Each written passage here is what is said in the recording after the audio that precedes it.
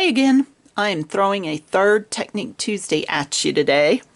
I figured I needed to play catch up a little bit. Today we are going to talk about embroidery with wood. I know. And you're going to use your Cricut as well. So if your mind isn't blown, then hang on, it's going to be. So any of the new embroidery styles that have been posted on my site will also come with an email from me with a handy little embroidery guide.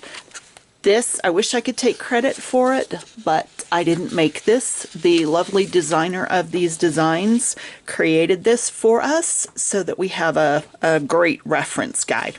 So this will be sent to you in an email along with an SVG for the backer of the designs.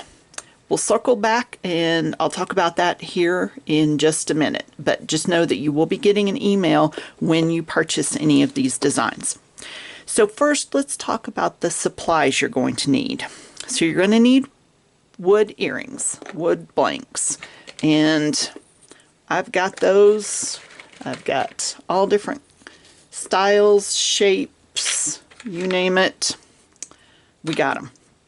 But you're also going to need some needles and some embroidery thread or floss. So let me show you what I purchased and grabbed from laying around the house. First of all, I purchased this set from Amazon. Great set, works good, lots of colors. The thread itself, it could be a higher quality, but it will work in a pinch. Then I went over to a friend's house and rummaged through their stuff and came up with all different colors of thread that she had, including this one. See how it's kind of a gradient on the color? It's so pretty. And then I kept borrowing more and more from her. Then I felt bad, so I went to the store and bought some more. I know, because I didn't have nearly enough. I found this pretty soft. It's so super soft. It's about 3 times the price of the regular, but the colors are phenomenal. I mean, look at this shine. Got this green, and there's a few other colors in here. But then I also, oh, there's the pink. Then I also bought some just regular DMC. This was like 50 cents at Hobby Lobby. So just know that there's lots of options out there. But are y'all starting to see a problem here? I got string everywhere. So my obsessive need to have things organized has taken over, and I have designed these little simple holders so that when your thread starts to become a nightmare, you can loop it over this, and then if you have a pegboard, this, oops, let me move that clip down so y'all can see. You could hang this over your pegboard. So I'm just going to grab one of the cheap pegboards from Dollar Tree, and that's going to be my new embroidery thread holder. Get that out of the way. So yeah, this is becoming a mess, and that doesn't work for me. Now, when you start with the thread, leave the paper piece on. Don't take those off until you absolutely have to. And when you're pulling, make sure you find the loose end and gently tug on it versus trying to unravel it any other way. So that's my thread. Hide that for just a moment. Now let's talk needles. By the way, since it's back to school time right now, organizer containers are usually at their cheapest price right now. So snag a few, they'll come in handy. So I had to try out some different needles. First, this is what the maker of the file recommended, and I agree. These are the best. Ordered from Amazon, they're DMC brand, and they're number 5. Love them. Ordered several. I think there's like 15 in a pack, and then I ordered several. These don't work. I also, what's that doing in there?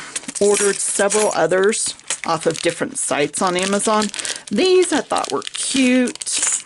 I love them because they have these really large eyes. Let's see if I could twist that to where you can see it.